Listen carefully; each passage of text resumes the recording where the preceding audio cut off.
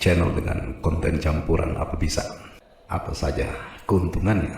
Jangan kemana-mana, simak video ini, jangan di skip ya.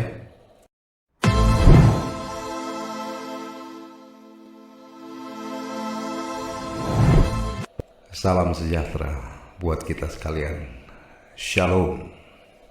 Di video ini saya akan sharing mengenai apakah konten campuran apa bisa dimonetize dalam dunia per-YouTubean. Tadinya saya tidak mengenal apa itu istilah AdSense ya. Tadinya saya hanya mengupload video. Berbekal pengetahuan dan pengalaman yang saya miliki, saya membuat beberapa video menyangkut tutorial cara menulis lagu. Dan juga saya mengupload beberapa hasil ciptaan saya atau juga beberapa komposisi, terutama lagu-lagu paduan suara dan juga ada lagu-lagu populer. Nah, hal ini saya lakukan karena apa? Karena musik adalah bagian dari hidup saya, itu adalah hobi saya. Jadi menurut saya, ingin menjadi bagian daripada YouTube, Anda ingin menjadi seorang content creator, Anda harus membuat konten sesuai dengan apa yang menjadi hobi Anda, apa yang menjadi keahlian Anda. Dan yang pasti, apa yang Anda buat atau apa yang Anda share itu akan berguna bagi orang lain. Itu saja rumusannya. Jadi waktu itu visi dan misi saya hanyalah mengupload video saja dan kemudian mengabadikannya di YouTube. Yang terpenting berbagi informasi, berbagi hiburan, dan berbagi ilmu pengetahuan yang saya miliki ya. Ya mungkin karena latar belakang saya adalah seorang pendidik, saya adalah guru, saya adalah dosen. Prinsip berbagi ilmu itu sudah tertanam. Menurut saya, mengapa ilmu itu harus disimpan? Jika ilmu harus disimpan, itu berarti kita telah membodohkan kehidupan bangsa dan telah melenceng dari salah satu tujuan Undang-Undang Dasar, yaitu mencerdaskan kehidupan bangsa. Nah, seiring berjalannya waktu, ada teman saya yang datang. Katanya subscriber saya sudah 500-an. Katanya mengapa saya tidak mendaftarkan akun Google saya dengan AdSense. Namun berita ini memberikan tantangan buat saya. Saya penasaran apa ini AdSense. Akhirnya saya browsing dan saya mendapat beberapa informasi dari beberapa narasumber atau para YouTuber yang sudah berpengalaman, YouTuber yang sudah sukses mengenai apa itu AdSense. Dan akhirnya saya paham bahwa para YouTuber atau content creator yang sudah mendaftarkan akun Google-nya dengan AdSense atau sudah mengaitkan akun Google-nya dengan AdSense, mereka mendapat upah, mereka mendapat bayaran. Bayaran itu dari mana? Bayaran itu mereka dapatkan karena video-videonya sudah diisikan dengan beberapa iklan. Nah, tentu saja ada syaratnya. Syaratnya jika video-video kita akan diberikan iklan, kita harus menjadi partner YouTube tentu saja. Dan syaratnya adalah kita harus mencapai 1000 subscriber dan 4000 jam tayang. Karena apa? Kalau kita tidak melewati tahapan ini, kita tidak akan pernah dimonetisasi. Nah, dengan informasi ini tentu saja menjadi tantangan buat saya. Karena saya pikir sekarang sudah 500-an subscriber. Nah, bisa mencapai 1000 subscriber dan 4000 jam tayang. Wah, senang sekali jika kita mengupload sesuatu yang kita punya berdasarkan hobi dan berdasarkan minat, berdasarkan skill, kemudian kita diupah. Itu luar biasa sekali. Di sini berlaku pepatah yang berkata bahwa sekali mendayung 2-3 pulau terlampaui. Betul kan?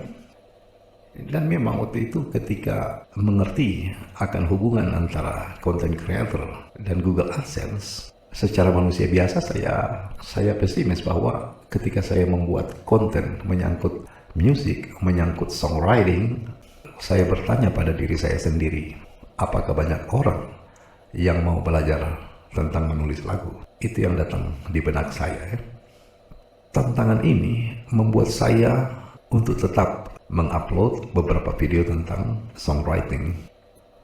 Nah, seiring berjalannya waktu, saya melihat ternyata hasil tidak pernah mengkhianati usaha. Artinya, jika kita selalu berusaha, maka pasti akan ada hasilnya. Dan akhirnya, 1000 subscriber dan 4000 jam tayang pun saya bisa capai dalam waktu 2 bulan, 2 hari saja. Syukur puji Tuhan, saya bisa mencapai waktu ini, waktu yang dinanti-nantikan dalam waktu yang cukup relatif singkat. Nah, ini bagian utama yang akan menjawab judulnya ya. Jangan di skip. Pertanyaannya, apa boleh satu channel berisikan beberapa konten?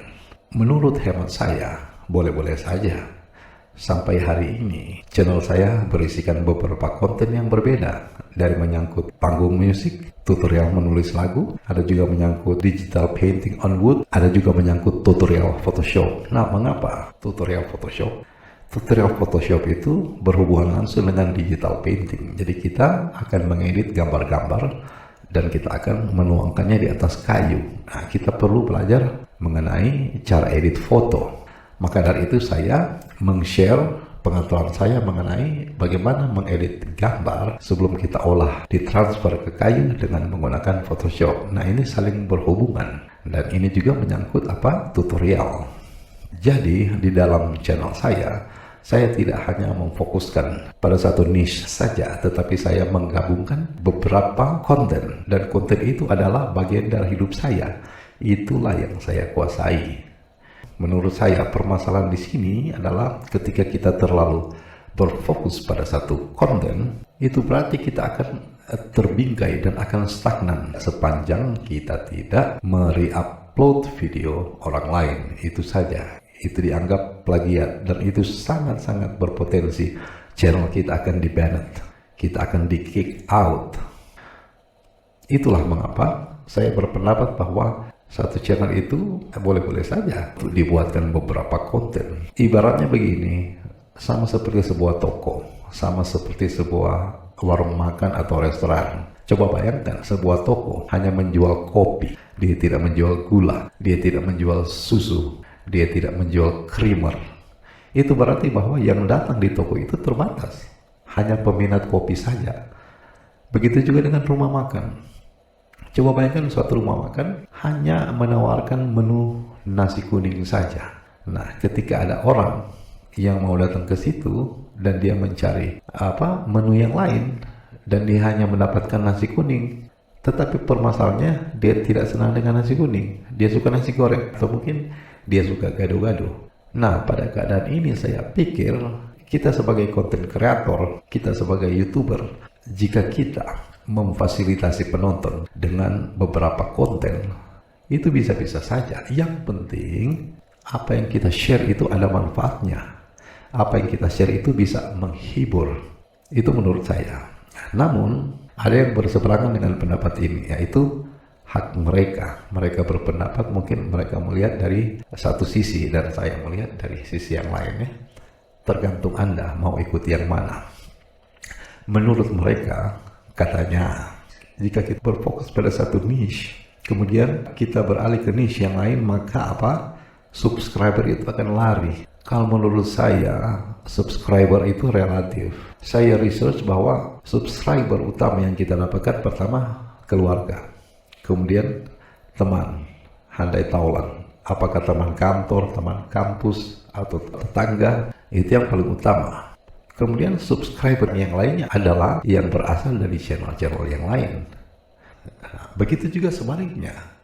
Saya yang menonton video-video mereka, saya yang menonton video-video yang lain, jika saya merasa bahwa video itu bermanfaat, video itu menghibur, video itu menunjukkan ilmu pengetahuan, video itu memberikan dampak positif buat kita yang menontonnya, mengapa tidak melakukan subscribe?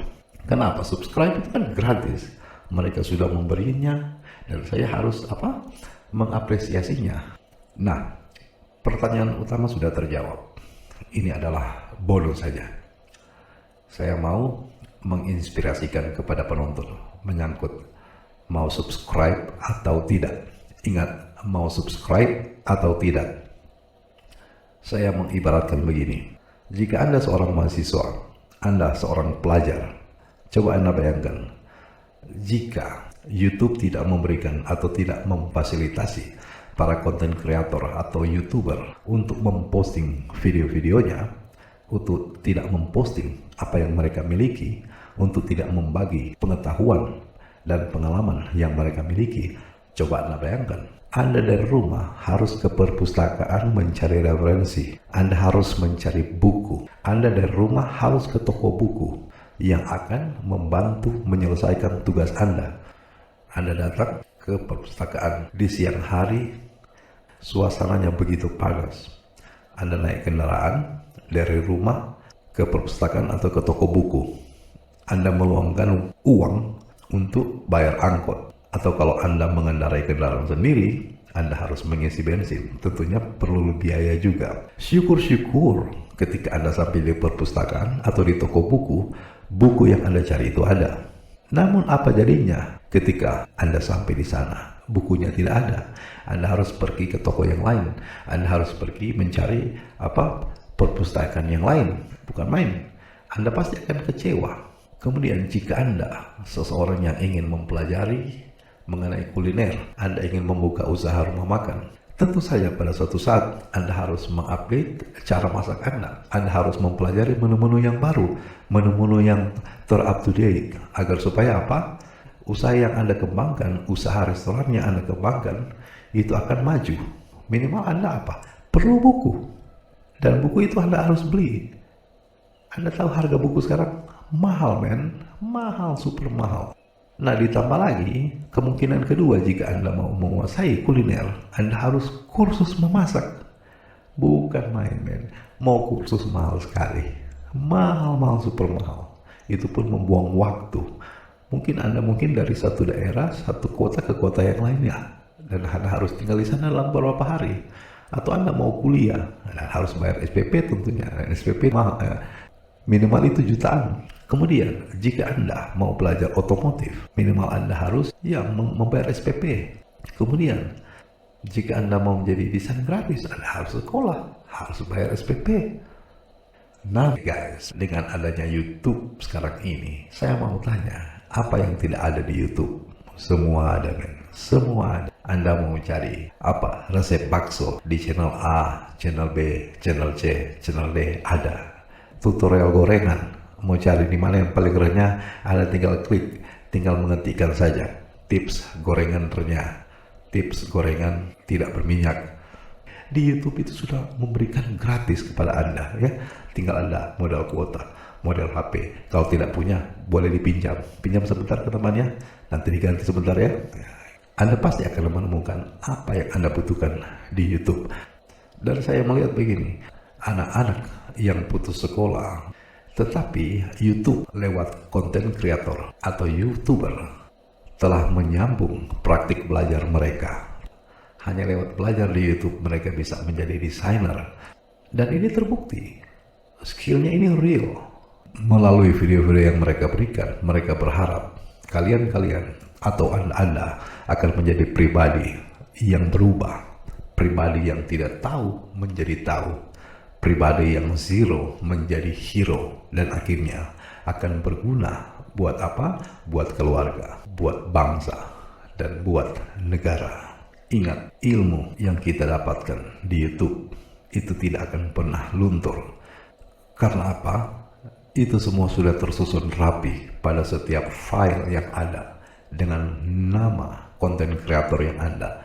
Anda tinggal memilih dengan cara mengetikkan kata kunci dan search, dan Anda akan memperolehnya secara gratis, men. Gratis, 100% gratis. Yang penting modal kuota.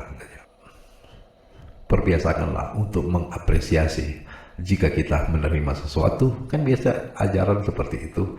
Jika ada kebaikan, kita layak untuk memberikan terima kasih, ucapan terima kasih pada salah satu pihak yang telah membantu kita. Begitu juga dengan video-video yang ada di YouTube. Sebaiknya Anda harus mengapresiasi video-video yang mereka buat. Selama itu tidak menyimpang, selama itu positif, kita harus menghargainya. Agar Anda tidak ketinggalan konten-konten atau video-video yang lain. Jadi, sekarang saya mau tanya, apakah kalian tidak mau meng-subscribe video-video yang berguna yang Anda petik kegunaan dari dalam video-video tersebut, tidak perlu jawab sekarang ya, dan tanyakan pada diri Anda sendiri. Semoga video ini memberikan pembelajaran mengenai bagaimana kita menghargai karya konten kreator atau YouTuber lewat video yang mereka upload. Oke, salam sejahtera buat kita sekalian. Sampai jumpa pada video-video selanjutnya. Shalom.